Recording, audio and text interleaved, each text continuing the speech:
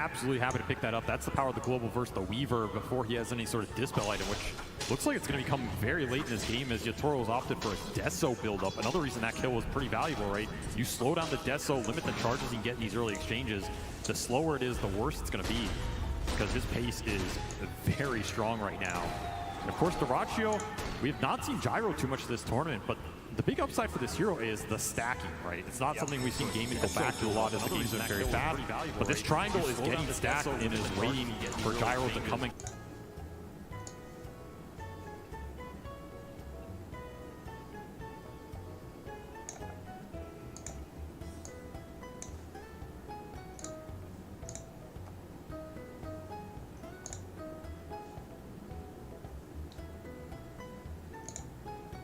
Want to be able to run over Gaming Gladiators, take these outer towers so they can disrupt that ancient farming. They're going to go straight to it. No hesitancy whatsoever. Immediate coil put onto Quinn, but they don't really have the strength to be able to bring him down just yet. Protected by all of Gaming Gladiators, who, again, they saw Team Spirit in the bottom lane show up as 5. They will do the same here in the mid lane. Quinn looks to find his mark, looks to see if he can drive right on through and straight to Maposhka.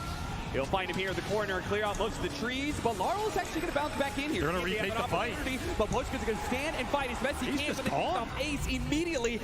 Larl trying to make his way out, and oh, the silence. Maybe he gets clipped again. He's dead. Couldn't jump to his orb in time. Yeah, they get Ace, but it does cost them quite a bit as Larl was a big piece of the momentum for Team Spirit here. Tofu coming up big. Calling is just going to be their biggest way to deal with puck in these team fights. If you can land it, it's probably a dead puck. You dead shot him back into it. It's an extended duration here. Once more, that fight got dragged out. Really nice disengage from Spirit. Draw them back up the ramp. Waste this Rolling Thunder. Chasing Maposhka on the cliff. Yatoro gets another pretty good angle. You can see the aggressiveness they're trying to play with this Beastmaster right now. They're taking the push to gaming, not playing defensive at all. And once more, the aggression continues. No Rolling Thunder for Quinn right here. Global sounds to try and protect him. Another Swashbuckle up in a second. He's actually going to turn and fight as best as possible, but the buck is going to be the end of Quinn. I thought he was going to Swashbuckle down and away from the trees. Maybe that was an error. This is looking all Spirit in this first 50 minutes here. They're getting a lot for their Beast, the start for Yatoro, and now it's just going to have to come back down to the flat cannon, clearing through the Ancients, put the Rock in a spot where he can start to take these fights. This is a position we've not seen Gaming in a while, right? In this tournament especially. They are usually the ones with a very strong lead going into this 15-20 minute mid-game period. All of a sudden they're on the back foot. Double damage definitely going to help accelerate Dyrachyo here. But we talked about the resiliency of this team, right? There's a reason they're here in this Grand Finals. There's a reason they've been in a lot of them, too. This is not a team that can only play from ahead. They're going to have to show some resiliency here and playing a little bit from behind, particularly with, I mean, maybe Ace's timings, but honestly, he's found a lot given his start. I'm surprised at how rich he is. Yeah, he's got 3 deaths. I think his bear has died like 5 different times in this game, but still second in the network chart. Still though, Spirit clearly holding the tempo control of this game. They're up by 3K. They've got to be feeling pretty good about it. Even if they couldn't stop the Gyrocopter from clearing out stacks, they don't have to do it the first time around. Just taking these outer towers and trying to scrunch in the map a little bit. Yeah, take advantage of the fact that Dyrachyo's not ready. And it is dead even. And that would have been my prediction before this series as well. Goes to show. I mean, respecting the Ace timing as well, too. Yes. Like this Radiance on the Bear, we have seen them do an incredible amount of work with it, and it's coming soon. I think Team Spirit really want to finish off this mid-tower before those timings reach the Aghanim Scepter on Dyrachyo, the Radiance on Ace here. And these are acceleration items. That's the thing. If you give Game time to get to their big farm items in the Radiance and the Aghanim Scepter on Dyrachyo, those items let you fight, but they also let you just clear the map. So holding these tower-ups, if you can limit the space they can use these farming items on in terms of the size of the map, that's going to feel really nice with this Treant Protector lineup. Now, Poshka did not go for living armor points early, hasn't even needed them at this point, and all 3 tier 1s are up.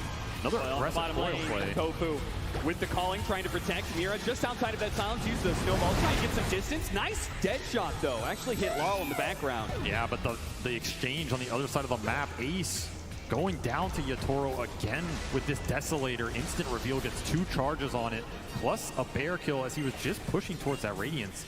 700 off. And this tower dies. This is an influential tower for what Gaming want to do on the map, because now both Ancients are exposed and Yatoro straight in there. He would have liked to have found that stack, but he will be happy to take the net worth away from Dyrachyo, a hero that just needs these camps up. Now you're going to have to need a bit of a backup plan if you're Gaming Gladiators. You no longer have that good control over the double ancient stacks like you're talking about. And look at this fast shard for Yatoro too. Yeah. This is where Weaver's just absolutely terrifying. You're getting the extra Gemini hit off the Sakuchi going through everybody with an early Desolator. These heroes just don't have the armor to deal with this right now. Now, you don't burst him.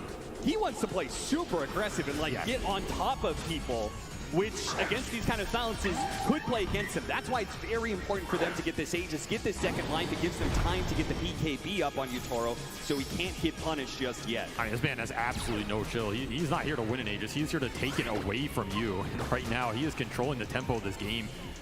It's going to force Damon into a smoke that yields nothing right there. Nowhere here in time. And still missing those big core items to take the fight anyway. You're still 300 gold off this Radiance for Ace. That's your big 5v5 timing. Just an awkward point. Yatoro playing this game way too fast right now. And the Beastmaster from Collapse speeding everything up. Helm of the Overlord is already done, by the way, so this map pressure is going to escalate.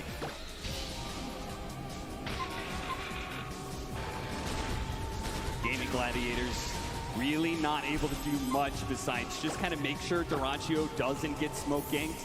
Playing around him heavily. Here comes the pressure from Team Spirit, though. Radiant's done. This is a good point to get it done if you want to defend this tier 1 mid. A really fast time lapse there. You could realize Yatoro, I think, felt like he was overextended there. He gets caught once by the silences. There's chances he just dies behind the tower, and then that Aegis may be useless. He may just die twice in a row.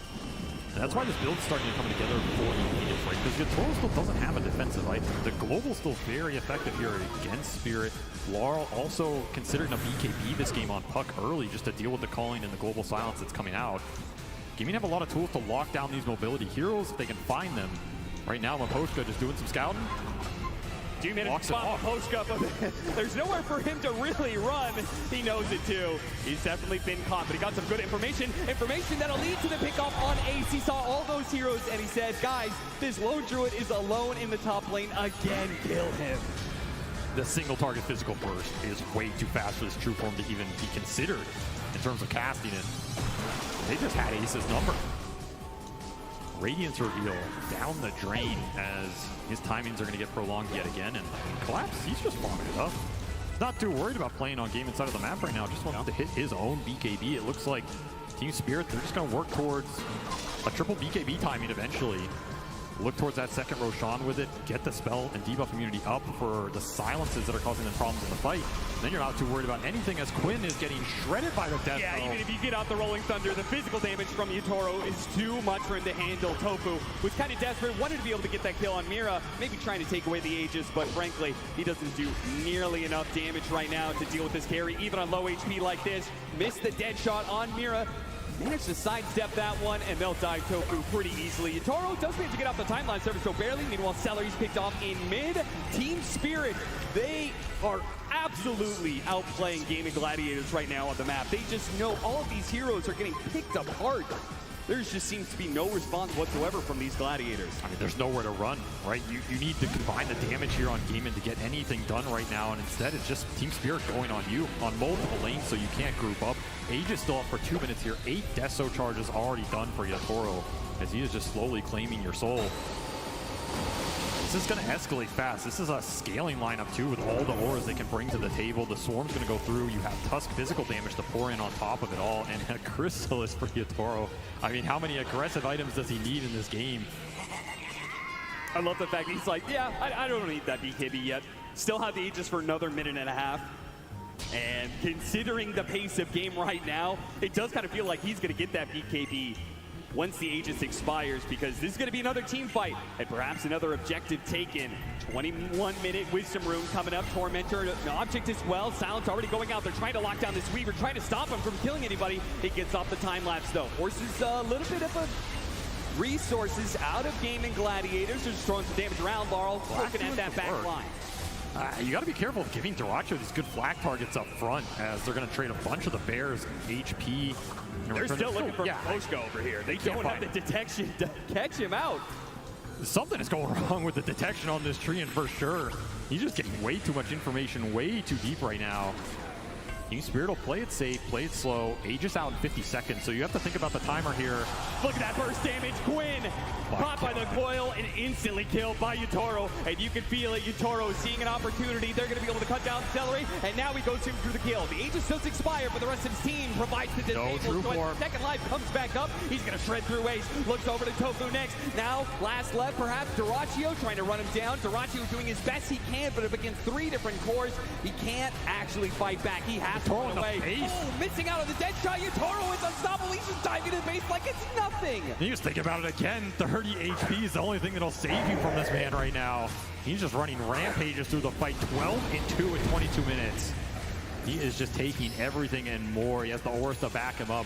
This aggressive item build has paid off in spades. The aggressiveness of Yatoro I've seen in very few players at TI before. I mean, that play when he was forcefully gets skewered into the base and then he waveforms deeper into the base. That's the kind of aggression this guy's playing with right now. You gotta play to win. You play not to lose, it eventually will happen. Right now, Team Spirit just taking over the map. Really good deep wards on those fights. Will get dewarded from gaming, but that's the power of what Maposhka is providing them with this tree. All of these fights and pickoffs, they've been scouted. He's been on gaming side of the map for a lot of it. It's paid off to a large degree, this early tree and shard. Doing some work.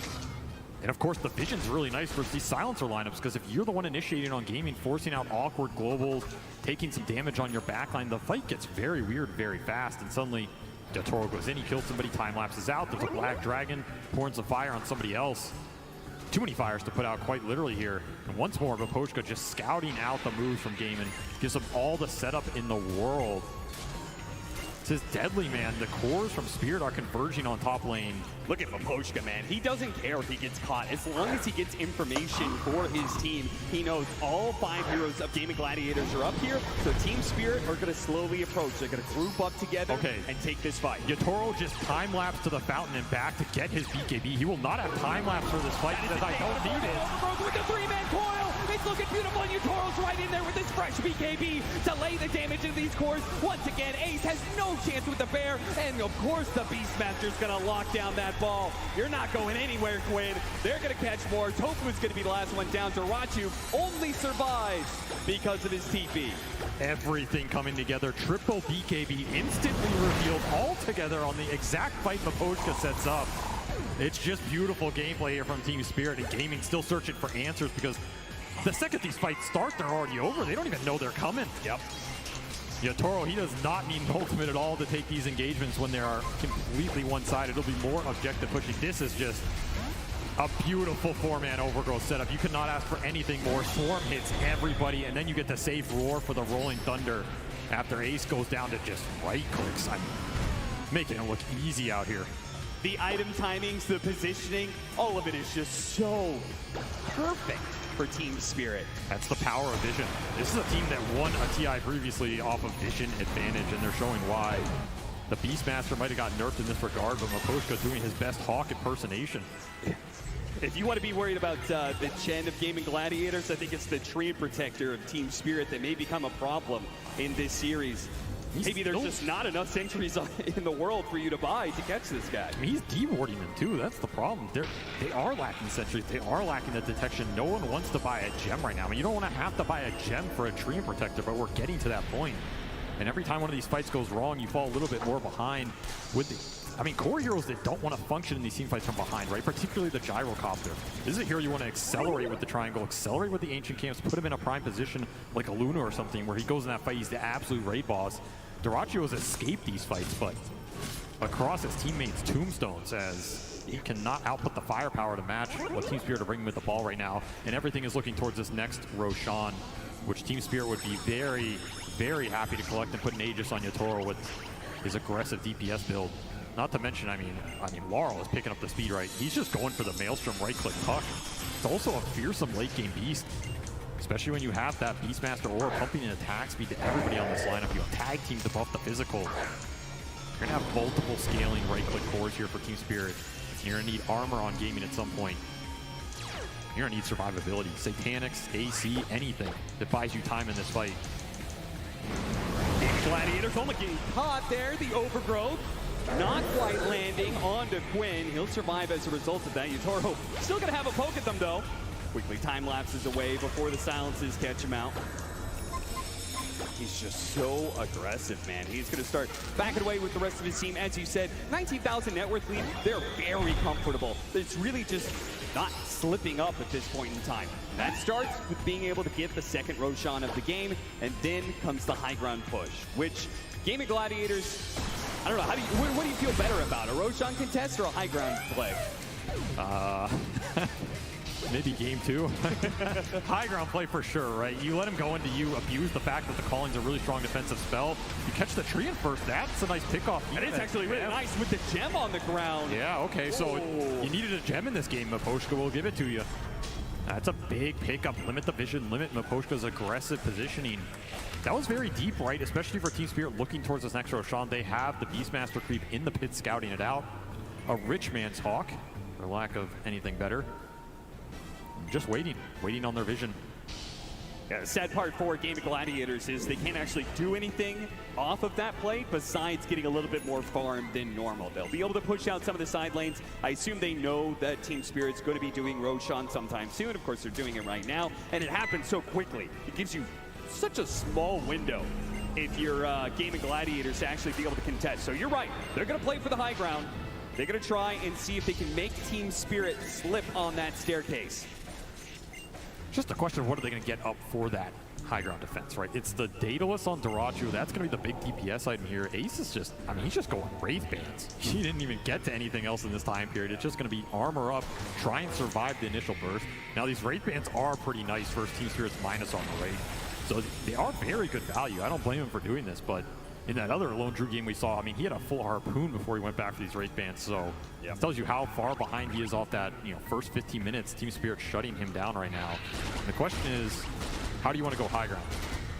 Because there is a calling to fight into, there is a Rolling Thunder that can abuse you on the choke points. There's the Radiance Burn with Mischance and a resummon, assuming it's hard to jump Ace initially. And of course, Global can bail out any sort of initiation from the Tusk or the Beast. See how strong Yatoro really feels he is. He thinks he can just walk up and start hitting this tier 3. Wouldn't surprise me. Maybe that's why he's gone Scotty here. Level 20 done for the Weaver with Scotty completed a double damage rune and a quiver. Oh yeah. I mean, if you get hit once by this Weaver, I think you're gone on the supports. And that's a huge problem for Dyrachyo as well, because he doesn't have that Satanic buildup yet. So he doesn't have the sustain to be able to stand toe-to-toe against the Weaver for too long, Ace. I don't know if you know what's coming for you right now, but you're not going to like it. It's going to be a shot to the back of the head. Gone. Blown away by Yatoro, and they catch Quinn in the mid lane. They don't need Yatoro to make this kind of play. Laurel activates his BKB to catch the opposing mid laner, and with 2 dead, a double damage activated. Team Spirit are just all but waiting for the creep wave to catch up with them. Well, that's one way to break the high ground. Just one-shot an enemy off-lane carry hero and force it with a double damage here. Yatoro has AC aura behind him now as well, so that Deso plus the Swarm plus the AC is just going to amp this physical through the roof right now, which makes this high ground siege a lot more tempting. Here goes to the jump. BKB immediately activated by Dyrachyo, but there's that physical damage. Dyrachyo, he can't actually stand up against Yatoro and has to back away. Of course he's diving. Yatoro, yeah, he's just going to go for it. See if he can cover it. He got it! Oh, no way! The final bit of damage required. Yatoro can claim it. Yatoro, boss. This man knows no fear, no limits right now. He's just taking your base at 30 minutes, a position Gaiman is used to putting their opponents in. The noose has been pulled taut here as Team Spirit have just given them nothing of a map, it feels like, for 15-20 minutes. Ace can't even escape the tier 3s right now. You're just going to have to take a high ground defense without your carry. Or watch another lane disappear.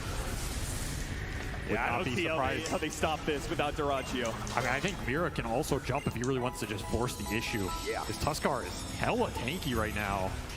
Gossamer Cape Drum, happy to start the engagement, particularly if you can find a good core target.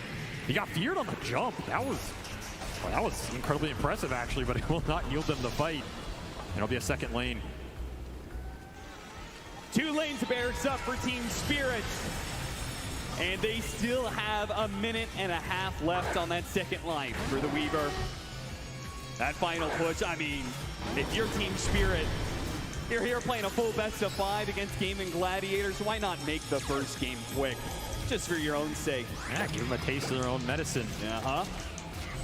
and show that the zoo is indeed not dead. That's the scary part of this game for me. You have Collapse on a hero that, I mean, they have been incredibly proficient with it, right? This was a first phase ban at Riyadh for a reason. Yeah. It is a Collapse signature hero, but it's not one of those big jump stunners that everybody's afraid of. They're afraid of the Collapse Magnus, the Collapse stunners.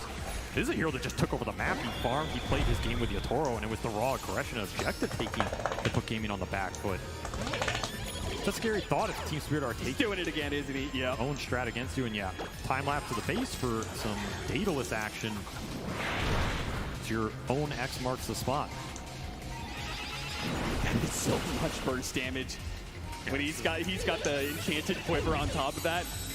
This is an insane, like, single hit, right? It doesn't take much. Sakuchi's in, hits you instantly, can start to run away. You're just getting chunked. This is the strength of Weaver right now. 15-2 for Yatoro.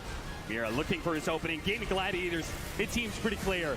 They can't take an honest fight against Team Spirit anymore.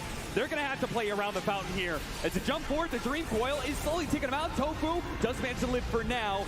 Gets back to the fountain. But Team Spirit, they still have more opportunities to come. The Aegis is going to expire, so Gaming Gladiators managed to weather that storm. And it's possible that Team Spirit may decide that it's best just to wait for a third Roshan before they end it. I think Yatoro's happy to give the Aegis up. It'll free up another slot for him at the rate he's going. Yeah, seriously. He just wants more damage, more survivability. Everything is great for him right now. The scary part is you can still work towards a Tusk Ags in this game. I mean, Mira's quite farmed. Oh, yeah. You're talking about a high ground break mechanism. If they really get in a stalemate and need it, he's going to kick someone out, and Yatoro just runs straight into them. Pops BKB, turns around. Oh, man, that damage is just building up so quickly. Quinn's got it in instant, so is the Bear. Duraccio battling up against Laurel, but the big bad boss of the fight is definitely Yatoro, and once he turns his eye on a hero, Absolutely disappears. over. Game over for this one. Team Spirit making absolutely no qualms about shutting Gaming Gladiators out in their own style. 33 minutes and it's done. Such a one-sided game one. I mean, nice lower bracket run, right? Welcome to the grand finals here. Welcome to the ultimate boss at Dota right now. As you might have won 3 majors, you might have made it all the way here, but if you can't find a way to break this team, which nobody else has been able to do, you're gonna go home empty-handed. And Gaming Gladiators, like they had such a good run leading up to this, right? They lost 1 game in this playoff run of theirs, and that was against Team Liquid. The only team who managed to take it until they run into Team Spirit. And they kind of look shook, right? Oh, yeah. That's what they want their opponents to feel. A 30-minute high ground GG. Make it look easy, just run away with the lanes.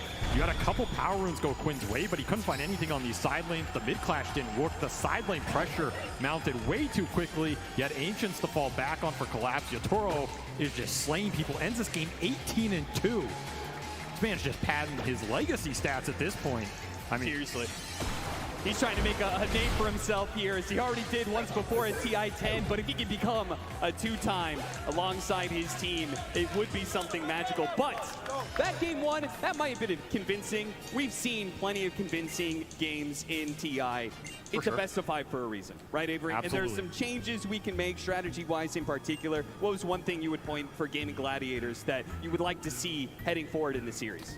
I mean, you have to think about the lanes going a bit better for you and who you're going to play around right now, because it felt like they left Ace on an island for a lot of that off-lane early game, and Team Spirit just abused it, especially with this Weaver pick. It's basically the most aggressive carry. You give Yatoro a start like that, he's just going to pop off on it and never look back. He's the best carry of the tournament so far, showing why. Absolutely, showing why, and the panel will sure to be able to talk more about that as we head into Game 2. Thank you very much, Cap and SVG. Team Spirit take game number 1 here in the grand finals of the International 2023, and it was almost as if Team Spirit just taken a page out of Gaming Gladiators book and basically was the oppressor in this game. I'm joined by Effie, by Tiga, but we also had a change on the panel as we now have Insania weighing in for the insight, and you said this is oppressive gameplay coming out from Team Spirit here. Yeah, I feel like normally when you play against Gladiators, they tend to corner you into taking a lot of bad fights. I'm sure anyone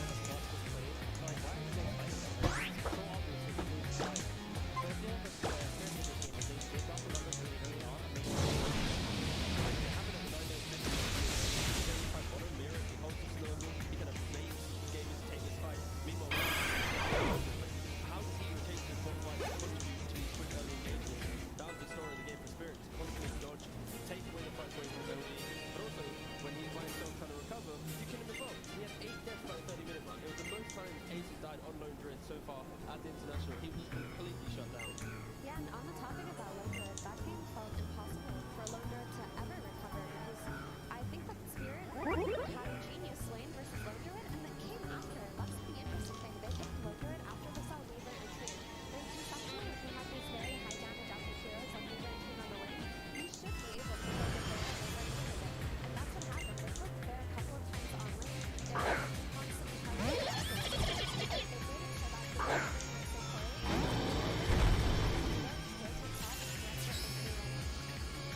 happen so poorly.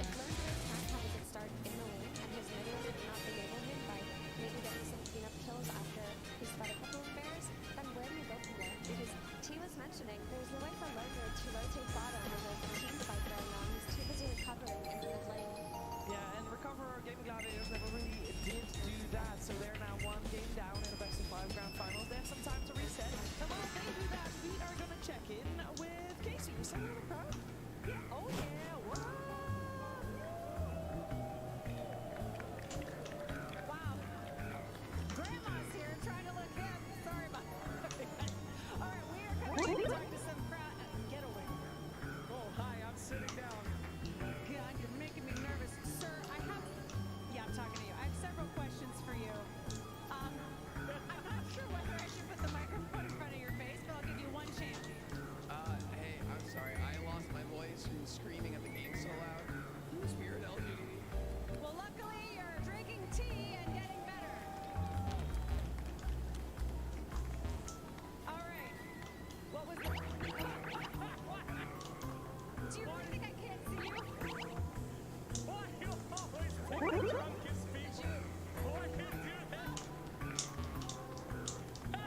What was the best part of that first game?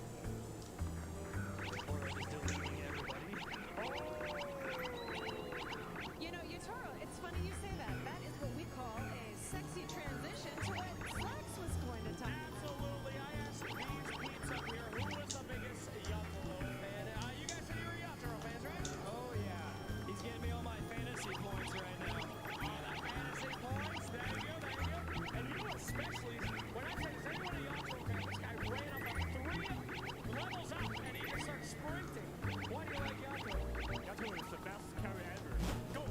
Let's go, Yatoro! Ame is watching that! Let's go! Ame is watching that! Yes, that's right. Poor Ame. We're so sorry, Yatoro, about Ame. Keep trying, my friend. Nothing is forever. Yes, we have to find some way to find out who's the biggest Yatoro fan. Now,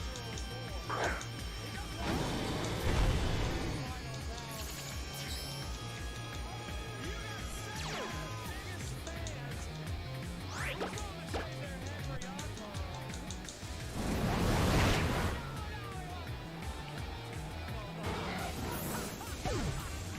just a little bit, okay? Just a little bit. Wherever you want.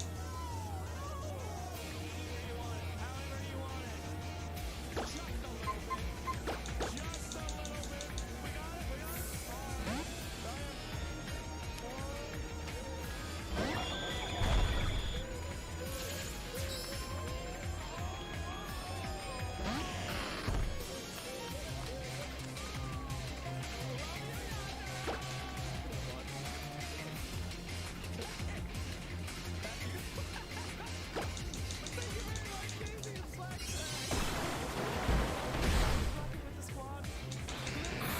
You know our code?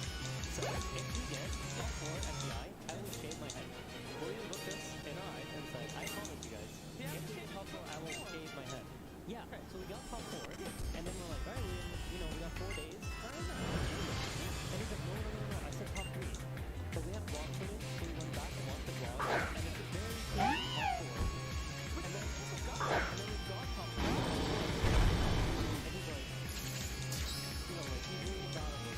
And then, yeah, no, shaving your head, I think probably would have been really better at this, yeah.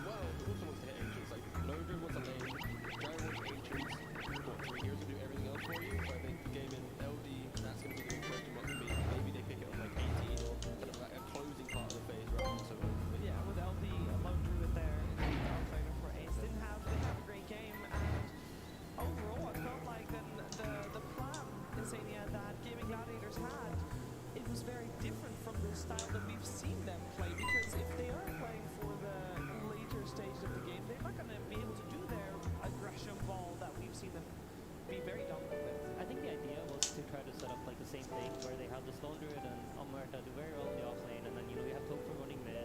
We call it cringing in our team. It's like when the two supports show up mid and they just cringe the mid laner.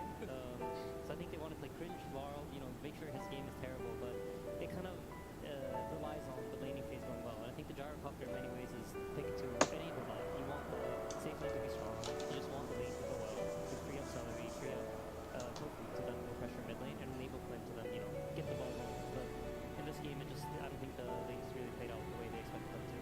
No, I do think we should mention the mid lane a little bit because we've talked a lot about Panto this entire weekend and this entire event so far.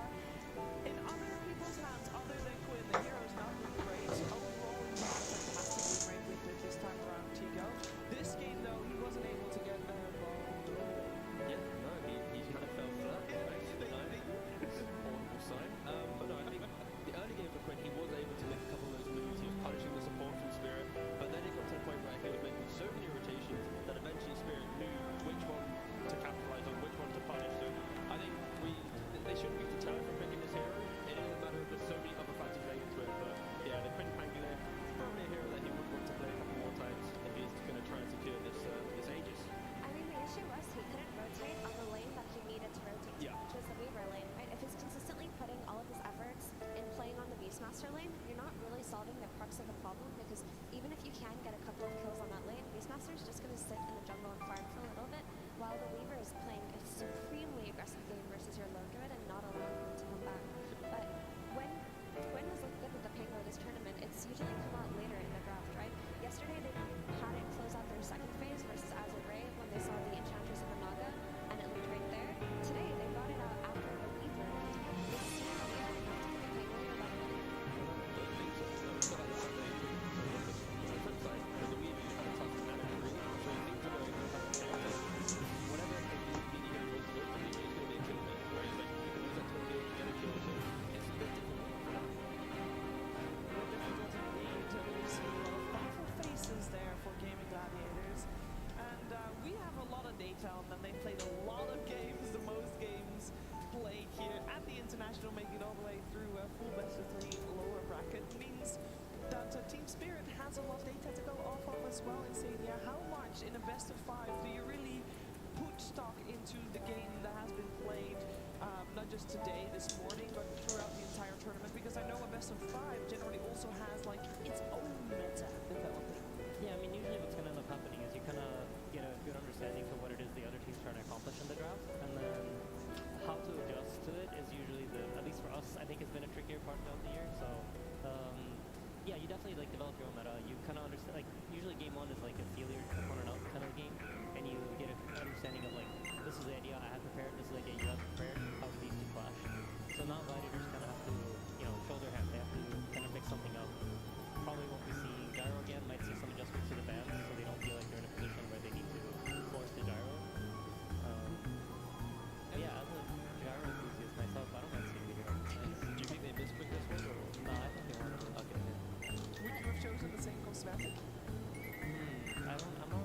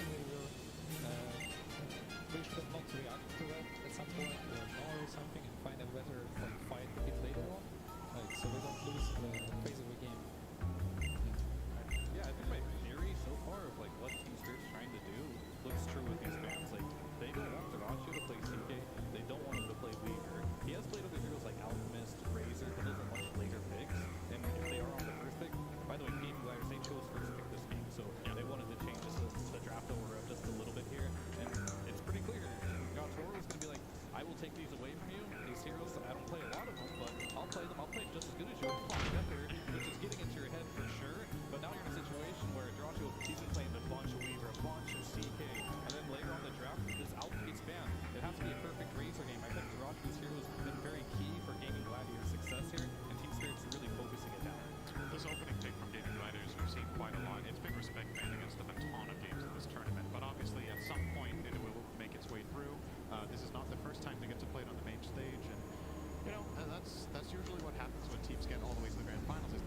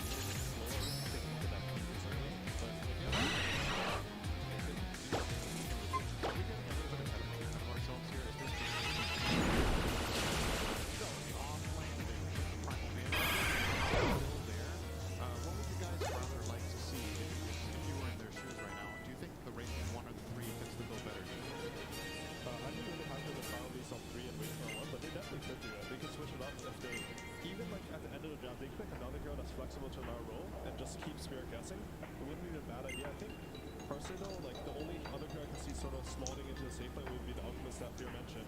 And I'm not too sure like if he does that job better than Raging. I think he's a bit more susceptible. They did pressure. So they are thinking that it can be an alpha Raging in mid-time. Yeah, we can still pick a carry hero too, but we're not really flexing that much because last pick is still on Team Spirit. I'm just looking at what carry heroes are left that if they get banned here, that's going to be good versus Void. Is Raid King going to be the most punishing hero for a faceless Void in the laning stage as well? You know, all the decisions that they need to come up with, because